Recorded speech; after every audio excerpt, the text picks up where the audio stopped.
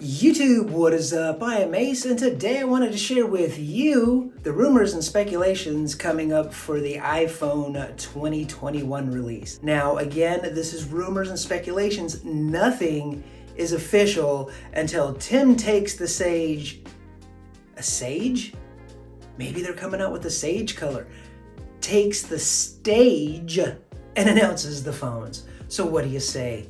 Let's get into it. One of the things that everybody's always trying to guess is what's going to be the name of the new iPhone. There was two camps this year. There was the 12S camp that I was a part of, and then there was an iPhone 13 camp. Now it looks like with some of the materials that are floating around that it looks like that they're going to go with the iPhone 13 naming scheme. Now as far as the design goes, the design layout's pretty much, it's going to be the same as the iPhone 12s. That was the new design that Apple did last year with the flatter edges, with the stainless steel bands on the Pros and the aluminum bands on the regular 12s. As far as the design goes, that it is going to be a little bit thicker.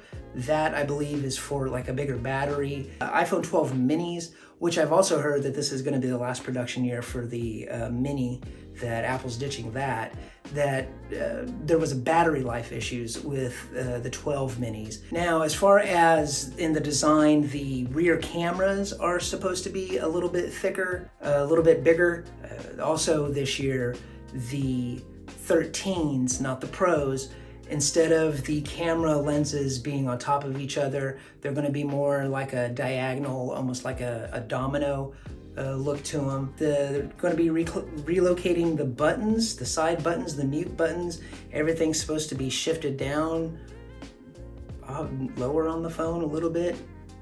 Okay, I never really had a problem with the buttons on the phones. And I can also tell you right now that it was rumored about Touch ID. That doesn't look like that's going to be a thing. But again, we don't know until Tim says anything. But Touch ID I would not count on. And then when it comes to colors, it's supposed to, there's rumored that there's going to be a darker graphite, maybe even a bronze color, which I guess would be kind of cool. Now, one of the bigger improvements that Apple is rumored to come out with this year is the smaller notch. Every year since the notch came out, everybody wants it smaller.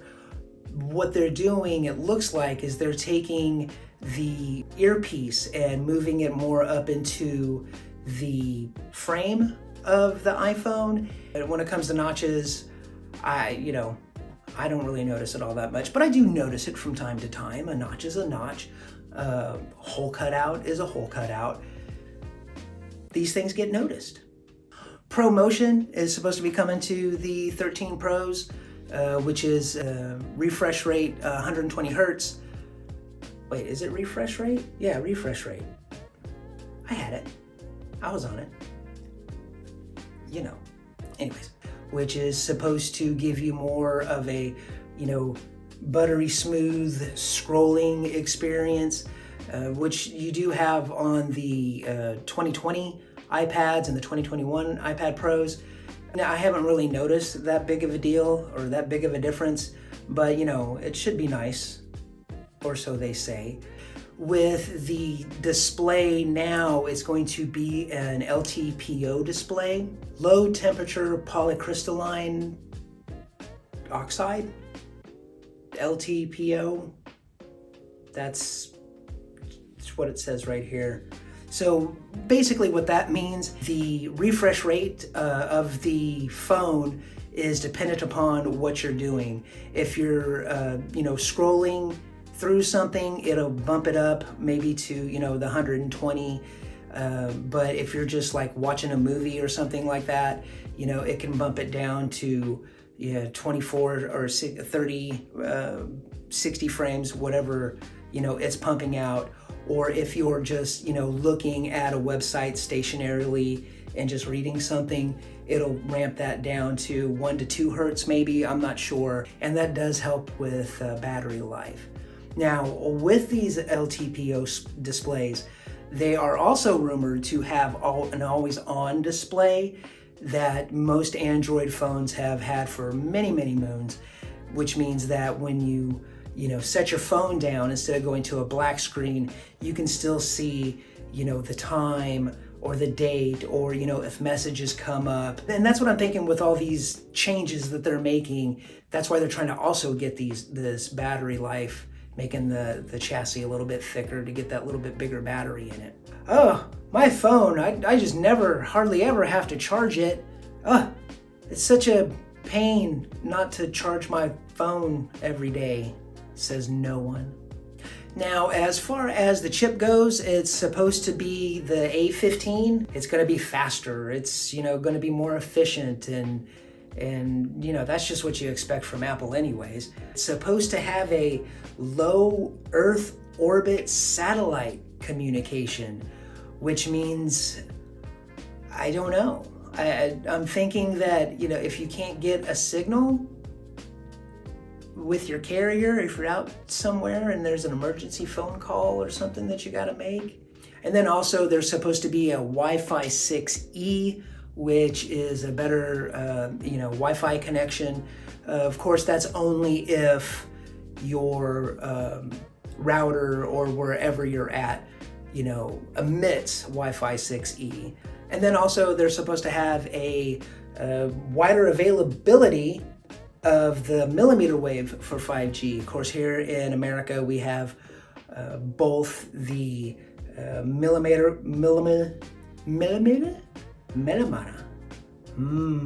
marshmallows. Now, what is also rumored is reverse wireless charging, which I think I've heard reverse wireless charging going on for a couple of years. Is it something that I would see myself using all the time? Probably not, but it's nice to have it and not need it than need it and not have it. And with the batteries, they're also talking about faster charging, 25 watts of fast charging capability. And then also here they have the sensor shift stabilization is going across all the 13 line, not just the Pros. And then here they have larger camera sensors for the 13 Pro and the 13 Pro Max with larger pixels, allowing the camera to accept more light. And it's also rumored that the Pro and the Pro Max on the 13s will have an improved ultra wide camera, improved telephoto lens, so that also helps better low light conditions. They're saying some sources state that even the regular 13s will have a better ultra wide, more zoom the better, but I think like a 5x would be nice. I don't think they're going to get all crazy 100 times space zoom like some others did. Now, some of the software features that are supposed to be rumored for the iPhone 13s, cinematic video, which would be kind of cool. What that'll allow you to do is like you can do with portraits and blur out the background. It should be coming to, I'm assuming, the 13 and the 13 Pros, but I don't know, that sounds like a Pro feature. But what do I know? You know who does know? Tim knows, but he's not taking my calls. And then there's also supposed to be some ProRes video recording just for the Pros and the Pro Max. Also too, it's rumored that they are going to have a astrophotography mode for improved night sky photographs, which will be awesome. No green orbs. No green orbs. Gracias. And then also there's image stabilization correction mode, which sounds kind of cool. It's to automatically detect and keep subjects in focus while you're recording.